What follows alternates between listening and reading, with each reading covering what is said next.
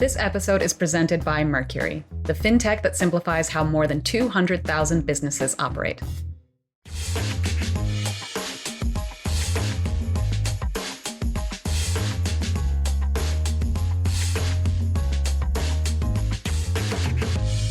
Hello and welcome back to Equity, TechCrunch's flagship podcast about the business of startups.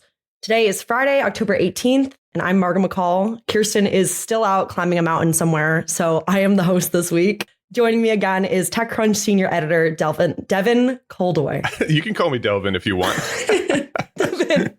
Devin, what's been going on with you this week? I got my shots, so my arm hurts. I'm getting mine on Saturday. Did you get sick after? Oh, no, I'm feeling fine. It wasn't like a tetanus shot or anything. Like I was only sore for a second. So, okay. Anthony, you got your shots? I did get my shots and I got them 2 days ago and I was really sore yesterday and I'm only somewhat sore today. That's exactly the same timing. As long as you didn't get sick. Like I used to get after every COVID shot, like chills the next day. Maybe you get a better shot than we do. we got the fake shots. I used to, but now it's mostly just like some aches and pains. And yeah, Devin kind of introduced Anthony, but we are joined once again by Anthony Ha. What's been going on with you besides getting all good and vaccinated? Well, that's really the major development. As weekend editor, my time at TechCrunch is mostly focused on the weekend. So we're ending my like fake weekend and now I'm like starting my TechCrunch work period, which is, I guess, kind of a grim way to put it, but I'm excited to be here. That was dark. Also, guys, I have an announcement as a tech journalist. I checked this morning and Mark Andreessen has finally blocked me. Oh, which I was kind of excited about. Congratulations. Right? If I was on Twitter, I hope that I would be blocked by him already. He didn't block me until I had left TechCrunch the first time and gone to work for a VC. So I'm sure I was still on some sort of journalist list, but he, it just didn't register, which fair enough. But it was sort of weird to get blocked as a journalist when I was no longer a journalist. Yeah, getting blocked as a VC, I feel like is deeper. Well, he didn't know. I mean, I wasn't like... It didn't matter. I think I was just probably like, oh yeah, that guy from TechCrunch. All right, I'll block him. Well, that being said, on this show today, we are going to get into deals from Lightmatter, Paladin, and Able. And then we are going to dive deeper into the WordPress versus WP Engine drama and talk about how stuck the startup market really is. Before we get into all that, though, in case you missed this week's interview episode, Rebecca caught up with Brian Heater about Tesla's Optimus robots. They talked about whether the robots live up to the hype and who's been building humanoid robots well before Tesla. You guys should definitely check that out. It's the episode right before this one. Now, Devin, what is going on with Lightmatter? And also, I'm going to need you to explain it like I'm a child because it seems very complicated. It is. It's super complicated. I've been covering this company for a long time. It's photonic computing, which sounds complicated. And it is, but it's basically like using light instead of electricity for doing computer stuff. And originally they were going to try and do like a whole bunch of computation and like crazy like math and stuff that would enable AI chips. I think that was maybe a no-go after they tested it out for a few years. And just recently, they got this $400 million round. They previously raised like $140 million or something like that a couple of years ago. But basically what they're doing is at data centers, they got all these like GPUs and they're stringing them together. You got like, 40, 50, 60 of the high end GPUs all kind of strapped together to make one big GPU. And that does all the like hard thinking of like AI calculations and whatnot. But you need like millions to do the kind of stuff that OpenAI and stuff are doing. And you can only strap together so many GPUs before you have to like, you can't strap any more together. And I think the max number right now is like 72 or, at any rate under 100. And then you have to send it up through like a networking thing. And that's basically the bottleneck, because at that point you're talking about GPUs are now calling each other over like a Ethernet line and saying, oh, hey, here's what we did. So Lightmatter is replacing the traditional scale up part of the data center. They're replacing that like communications channel with something that's so much faster that it's as if the GPUs are just a big bundle of 1,000 stuck together. Did that make any sense at all? No, it's it like did. There's a lot of strapping together GPUs. I feel like you explained it well. Anthony, have you been following this at all? Absolutely not. But I did enjoy Devin's piece and his explanation now. I mean, I think one thing that I'm still curious about is just with these kinds of hard tech companies, obviously there's often a big vision and then a long journey to get there. So, I mean, to what extent is this something they've actually, and I guess this is primarily a question for Devin, like, is this something they've actually built, or is this something that really just exists in schematics right now? They really built it, as far as I can tell. I asked them about that. I was like, well, this is great, but, everybody's already buying everything from NVIDIA. Everybody's already bought their millions of GPUs. Like, can you really shoehorn yourself into the process? And they were like, well, we can't name any names, but let me just say, like, there aren't a lot of people building hyperscale data centers right now that are not at least talking to us, or they're like, we are on the ground and in these places. This is not a like, oh, in 5 years, we'll have this thing. It's like, we are providing this. But they said, think of us like TSMC or something like that. Like, you don't say like, oh, get the new iPhone powered by TSMC. And, OpenAI or whoever isn't going to say like, oh, yeah, we built a new data center powered by light matter. They're like, we stay out of it. And we do have a bunch of revenue, although they would not put a number to it. Can you contextualize for me, like, how many of these chips does Microsoft need to buy for one of its like mega data centers? Like, what's the demand for this? It's very high. It depends on so much, but like the number is easily in the like hundreds of thousands to, up to 1 million for a high performance data center that is doing high level AI stuff. And each one of those GPUs can cost, like $10,000 to $20,000. So it's millions and millions and millions of dollars. That's just for the GPUs. And then you have to build all the interconnect, which is what Light Matter is doing. They are going to get into other parts first, but he said there was, like a however many $1 trillion, like addressable market, because these things they just have to keep building, and they're retrofitting their old stuff too. The CEO, Nick Harris, he said, we know that they are stringing buildings together, that because the building isn't big enough to hold all the GPUs and like wiring and whatever, they are having to have multiple buildings that are strung together with networking, with interconnect. And they're like, well, if you're stringing buildings together, you're going to want a fast connection. And that's what we are providing. Yeah, that quote struck me too. I'm curious, with you writing about them, I mean, I saw you wrote about them back in 2018. Like, to what degree have they fulfilled their promises from, 6 years ago? I think 6 years ago, it was a bit more of a like, we're going to reinvent AI computing. And now it's more of we are more of an enabler of the existing AI computing infrastructure. And when Nick was talking about, basically, they're not making new chips for doing the actual computation. They seem to have gotten out of that market entirely, or it never really worked out, which makes sense.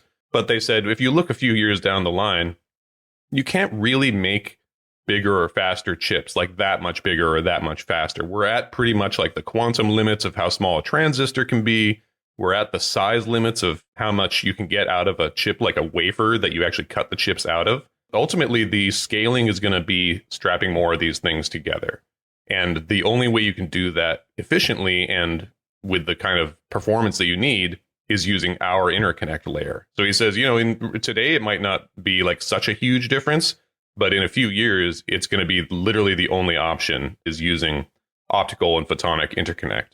It's so wild. That's cool. Yeah. Is the main use going to be for these large language models, or is it going to be for more than that? I don't know. I mean, like, I think yes. I think AI is kind of like a goldfish in a bowl. Like, they're going to keep filling whatever capacity is there. It's just going to grow to the size of whatever compute they have out there. So you invest $500 million in a new data center, you're going to use it. So I think that over the next few years, it will continue to be a major market. Yeah, I mean, obviously, they've raised $400 million, which is pretty substantial. What sort of competition are they looking at? NVIDIA mainly. NVLink is the sort of the state of the art, and it's really good. It's fast. But as he pointed out, NVLink, the maximum is something like 7 terabits per second of when you leave the cluster. And they're doing 30 with their first product, basically. They're scaling up very quickly on this side to the point where I would not be surprised if NVIDIA started using them or trying to buy them or something like that. Well, it's a pretty amazing company.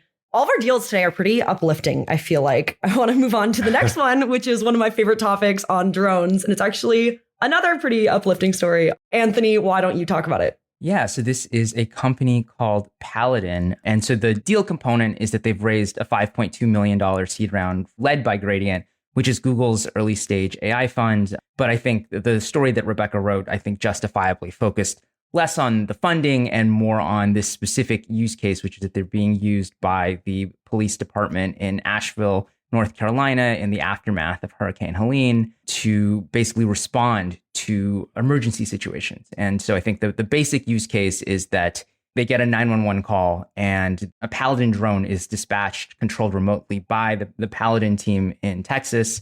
And it goes out, sort of scopes out the situation. And then that allows the responders who, again, in the aftermath of the hurricane, probably are completely overwhelmed to decide, what are the situations that we need to prioritize. And also, in some cases, they're able to use the drones to distribute supplies even. So like they're able to distribute Narcan or Life Vest. So obviously the use case isn't just in the aftermath of hurricanes or other natural disasters, but that's one that kind of brings the need for something like this or the use of something like this really into relief. We are in such a fascinating moment for drones right now. I talk to a lot of different drone companies. For context, DJI, which is a big Chinese drone manufacturer, the Congress is currently debating a ban on it. I think the ban will probably go through. And regardless, police departments that were previously using them have stopped using them, kind of preempting this ban. And they were widely regarded as like the cheapest, best drones on the market. And so as that ban is kind of upcoming, you see a lot more companies like this, like rushing to fill that gap. And most of the story so far, like Wall Street Journal did a really great story about how they've kind of failed to deliver on their promise, especially when competing against Chinese drones that were just really far ahead and had been working on it for longer, had cheaper parts. I think use cases like this have been the best use of where American drones are now. Like that's when I'm talking to founders for natural disasters, shorter missions like that. That's when I think they've really excelled, which is why it was like fun for me to see this story, because I do think this is kind of where it's meeting the drones where they're at now, I think. Right. And I think that one of the things we should note is that this story is based primarily on the account of the founder of the company. And so there's not necessarily any hard numbers in terms of like how successful this has been, how many lives saved, how many sort of calls are going out on. So if I were to guess, this is a fairly early program, but also the flip side to that is that this is not like some dream in the future. They're being deployed in a real high stakes situation right now. I think one other thing that I found encouraging with some asterisks is I think the founder is very conscious that the idea of drones flying overhead in police control, that's not necessarily, that can be scary too, right? It can seem a little dystopian. And so I think they're at least starting to think through some of the dangers in terms of the video recording only takes place after they've arrived at the scene of wherever the call is. I imagine that if this gets deployed more widely, we're going to see more regulation about exactly how drones can and can't be used in these situations. But it's encouraging that at least they're starting to think through what some of the risks are. Yeah, it's not just this dystopian, but that they're entering a very complex and regulated space where it's like 911 calls, who authorizes it, who is responsible if the drone fails, like all this kind of stuff. It's a very, very, very complex space. And no one denies that like having a drone in the air in a disaster would be super helpful. But like the authorities or, liabilities, it's so complex that I think a lot of companies have tried and failed to get the traction they need in this space, because you can't just every once in a while on every, 10,000th 911 call be like, oh, maybe we'll send one drone. Like that's not a business model. You can't make money that way. It has to be something more systematic, and nobody has gotten that yet. 100%. That's kind of what I meant to touch on before, is that like this use of just sending them out for one thing where the person controlling the drone can see the drone for most of the mission is so different from the potential that this company wants to get to, that companies like Skydio and Brink are trying to get to, which is that, yeah, you have docks all over a town and then they're automatically dispatched for a 911 call.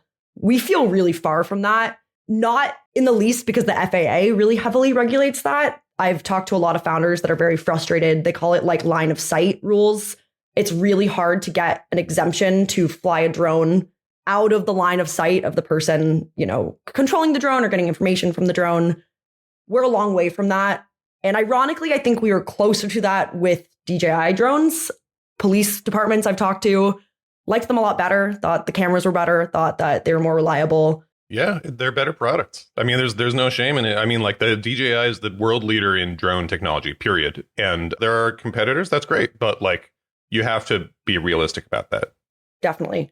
Anthony, anything else about the drone industry today? No, I mean, I was excited to hear what you thought about it, Margot. But one other thing just to highlight about Paladin is that the founder was a Thiel fellow. So, dropped out of college to start the company. Seems like really charged up by the mission. And, I think that the fact that they're apparently deploying with dozens of public safety departments, despite only having raised a seed round, I think it's really impressive what they've done without, a ton of capital. So it'll be exciting to see where they go from here, even if, again, I think there are a lot of questions and, I think there's a lot of potential benefit, but a lot of potential risk and harm as well. So definitely something to keep an eye on. Yeah, I think something you touched on there with him being like a Thiel fellow is there's a lot of passion right now from really young founders to obviously work with defense tech, but also just with the police, which was not always the case. That kind of brings us to the deal that I wanted to talk about this week, which is a YC company called Able. They raised a $5 million seed round to create AI for the police. What their AI does is it takes data from body cams and like dispatch calls, and it basically like auto fills out a police report. This is a big deal because a police report can take 45 minutes. I think the stat was police spend about 1/3 of their time filling out reports. So it's the idea that this could really cut down on that. I also took the story because the founder is really funny and very interesting to talk to. My favorite story from him is his name is Daniel Francis, and you might recognize him because last year when Elon was laying off like literally thousands of Twitter employees, Daniel posted online pretending to be one of these employees and like made it a whole bit. And Elon thought it was so funny that he hired him as a Twitter engineer. What is this world? Yeah. What world do we live in? Yeah, well, it was funny because most of our conversation was obviously talking about his work with the police. He's been like an intern with the Richmond Police Department for months. He goes on ride-alongs with them. And he was like describing this crazy car chase that he was in, like sitting in the passenger seat of the cop car. And at the end, I was like, so like, what was more stressful, working for Elon or that car chase? And he was like, 100% Elon. Like, oh my God. So it sounds like he wasn't at Twitter for very long then. I don't think he was at all. No, this kind of thing is really interesting. I have heard from police, and I used to work in social work, and I talked with police a lot, and we had to do all kinds of paperwork ourselves about incidents that happened. And the paperwork is really, really intense, and it sucks. Like that's a big time waster. And I wish that there was a better way to reduce that load. I don't know that AI is the answer. I think that these days, this is one of those things where, like, for the first time, an AI engineer goes on a ride along with cops and is like, oh my God, and you have to do all this paperwork? You know what'll solve this? The thing I happen to specialize in, AI. We've heard about technology as a solution for the various problems that plague police and the people that deal with police for many, many, many years. And sometimes it helps, sometimes it doesn't, but it rarely lives up to the promises that are made at the early stages. We talked about this a bit before. I definitely agree that it does seem kind of like a Band-Aid solution. At one point, he like made a claim to me that like this was going to be the equivalent of increasing the police force by 50% in cities because it's going to save them so much time, which, I don't know if that is necessarily true.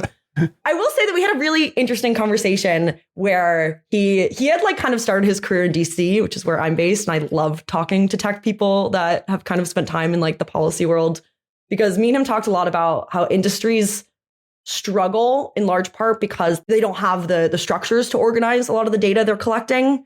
And how for him, it was just this idea of like, okay, every police department now wears these body cams, or most large police departments wear these body cams. That's so much data that we're just not doing anything with.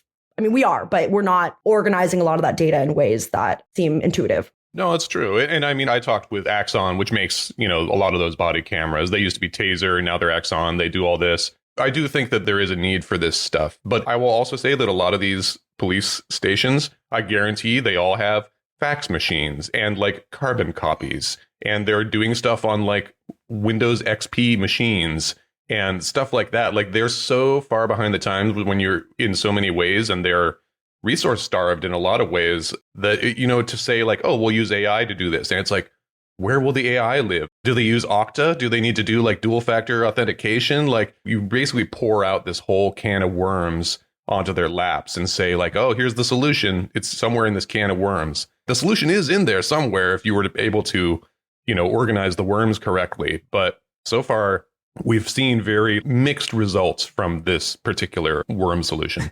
I think that was kind of what I wanted to say as well, was just that it seems like this dream of using AI to, dramatically reduce the amount of people you need to accomplish a task. I think is a very peculiar dream to startup founders and VCs and is not necessarily a fantasy for people who just have jobs and would like to keep those jobs.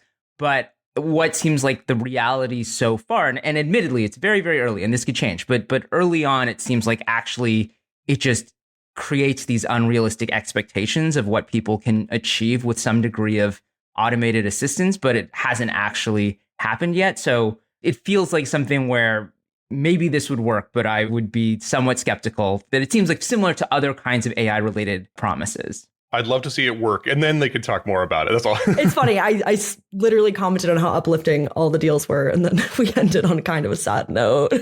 After the break, we are going to dive into the ever-escalating WordPress drama, and then we are going to talk about whether or not the startup market is actually stuck. Business finances are complex, and the solution isn't what you think. It's not another tool or even a secret. It's the bank account, the one thing every business needs. Mercury simplifies your financial operations with powerful banking, corporate credit cards, bill pay, invoicing, and more, all in one place. Apply in minutes at mercury.com. All right, so I guess I will recap the WordPress versus WP Engine drama. Now, I think if we were to make a timeline of everything that's happened, which essentially Ivan has done for the site, I think it's like 1,000 words or something. So I'm going to just do something very high level. So if you know about this, you'll recognize that I'm simplifying, but I just want to kind of get the basic gist across, and then maybe we can dig in some more. Obviously, WordPress is a content management system. I think the estimates are 40% of the web is built on WordPress. TechCrunch is built on WordPress, and it's an open source free product. But there are a bunch of companies that kind of build on top of it. One of them is WP Engine and offers hosting, other services on top of that. And as you might already detect from the similarity in the names, WP Engine does kind of sound like it might be officially affiliated with WordPress. It's not. And for reasons that are still not 100% clear, even though WP Engine has existed for more than a decade, that seems to have come to a head in the last month or so, with Matt Mullenweg, who is the CEO of Automatic, which is one of the commercial companies around WordPress. He basically gave a talk and then a blog post where he really just came out guns blazing against WP Engine, called them a cancer in the WordPress ecosystem. Now there have been cease and desist letters that have gone back and forth. WP Engine has been banned from WordPress.org, which is kind of the open source ecosystem. The WordPress nonprofit has taken over one of the plugins that's been developed by WP Engine. So it seems like in a lot of ways, Mullenweg, Automatic, and WordPress, they're not fully shutting down WP Engine, but they're doing everything within their power to achieve that. And I should mention, by the way, that I mentioned Ivan's story, but we'll link to that in the show notes as well. So that'll get you all caught up on all the ins and outs. But I think that's the basic shape of it. What do you think, Margot? It is so complicated. You're right that I was reading up on it this morning, and there have been so many things that have happened. For me, and correct me if you think this is kind of a wrong interpretation, for me, if I had to sum it up in a sentence, I feel like it's a fight over what do companies that are using open source technology owe an open source community, right? Because that's the crux of Matt's complaints, is that WP Engine wasn't giving back to the WordPress open source community, which is interesting because it's, as far as I can tell, they're using their license correctly, which is really different from the story we were talking about a few weeks ago about Pear AI, which was a YC company that filed the wrong license for open source code it was using, and these communities got really up in arms. So to me, that feels sort of like the crux of the issue.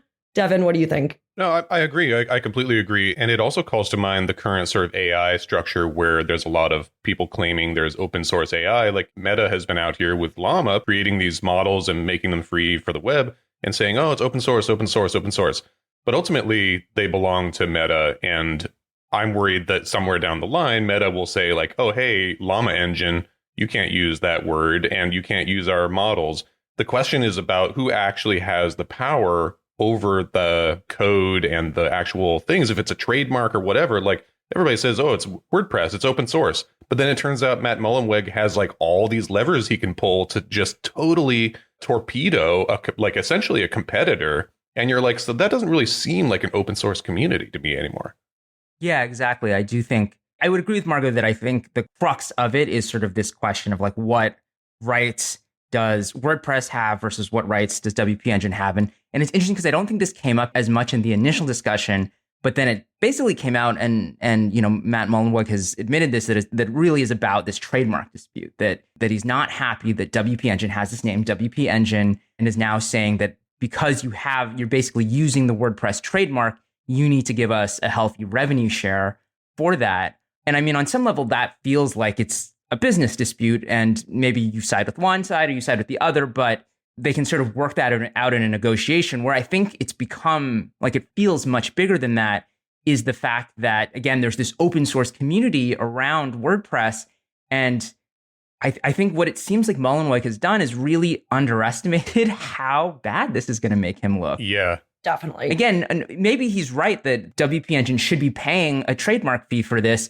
But the fact that Devin said it illustrates all these different levers he has to use to control the WordPress community, to essentially ban WP Engine from so many parts of the ecosystem, that if I were somebody who was developing on top of WordPress, who was, building plugins, who had a business related to WordPress in some way, suddenly I'd be a lot more uneasy because I'd be like, oh crap, like I guess I can't piss Matt off or I'm in real trouble. Oh, yeah, totally. Like if you're going to have a whole, if, like you said, 40% of websites, including TechCrunch, use WordPress. Like if I was investing in a new like website, infrastructure stuff, launching a blog or whatever, right now, I would be like, WordPress? Hell no. Because you're like, well, this is just super compromised right now from a business perspective. I don't want some dude supposedly sitting in the background to just like reach out and slap my company down over a trademark dispute, supposedly, when WP Engine has been around for a decade. That ship has sailed, my guy. Yeah, why now? I mean, the real answer is no one knows for sure. And if there is a real answer, WordPress and Mullenweg have not done a good job of explaining it. That usually means there's no real answer. Ivan did have a story, which I'm sure we'll also link to, which he got access to some internal blog posts that essentially said WordPress, again, we don't know exactly why, so there's still a missing answer there, but WordPress has decided more broadly that, hey, we need to get more serious about trademark and IP. And so for whatever reason, that strategy has changed, and WP Engine is sort of in the crosshairs as a result. I do just find it so fun with tech, the way some tech, you have to appease these like very niche communities, like the open source community. That's what Matt was banking on, right? Was that this open source community that has been they mobilize, and he thought he could lean on that. Like I used to do a lot of crypto coverage, and I remember writing about Solana, which had major VC backers. And anytime they did an update or released something new, they had to think about these very niche crypto developers that were really vocal about anything they thought was wrong. So to me, it's just fun to see when conflicts like this play out, where these very niche developers suddenly have a lot of sway or a lot of power and are very vocal about what they're unhappy about. Anyway, some would say that the turmoil in the WordPress community reflects the turmoil in the startup world right now. Nice transition. Which brings us, I know, which brings us to our next theme, which is how stuck is the startup market actually? PitchBook came out with a report earlier this month. The results were definitely kind of a bummer. The number of investors making deals, especially compared to 2021, is way down. Only 14 companies went public in Q3. The final exit value for those companies exit value in total was $10.4 billion. So basically, no one's going public. No one's getting liquidity. As a result, LPs are getting really antsy. They are being really slow to recommit capital. Not a lot of new dry powder, and not a lot of really anyone making a ton of money. On the bright side, that has not necessarily slowed down how many companies are being founded. More than 4,300 companies raised their first investment in 2023. And we're still seeing some big funds close. Harry Stebbings of podcasting fame just closed a $400 million fund focused on European startups. Obviously, we're still seeing mega AI deals. I like writing about defense tech in part because that's one of the few sectors that's also getting big deals. So yeah, it is a mixed bag. Devin, what do you think about all this? Who's getting hit the hardest and who's coming out on top? With this kind of thing, I always just assume that it's more complicated than anybody knows. And that, of course, there's been the macroeconomic stuff and there's been less, people are just less willing to part with their money. And then I think a lot of the big deals in the last couple of years, to me, I think that the moats are not as strong. Like who would try to buy out or go public in a market where there's no sure thing? And the market power that companies have is very precarious, especially in the AI stuff, like so much investment in AI. And so many of these companies have just kind of swallowed each other or kicked the can down the road and said like, oh, revenue's coming. Look at OpenAI, obviously the biggest example of all, billions of dollars going through it. But it's very unclear whether or how it will actually make money. That's money right now that's locked up. Like their money is locked up for years right now. That is not a short-term play. I think that's probably happening a fair amount, but founders are unstoppable. They want to make money. That's one constant that's never going anywhere. Yeah, I wanted to read a stat that I thought was really crazy, where VCs are sitting on unicorns that now account for 2.5 trillion in value. And nearly 40% of these have been in their portfolios for about a decade, which is pretty crazy. I mean, that's something I talk to investors a lot about with Anduril, where I keep asking them, like, there's just no way this company is going to go public for a long time. Like, why do you guys keep pouring so much money into it?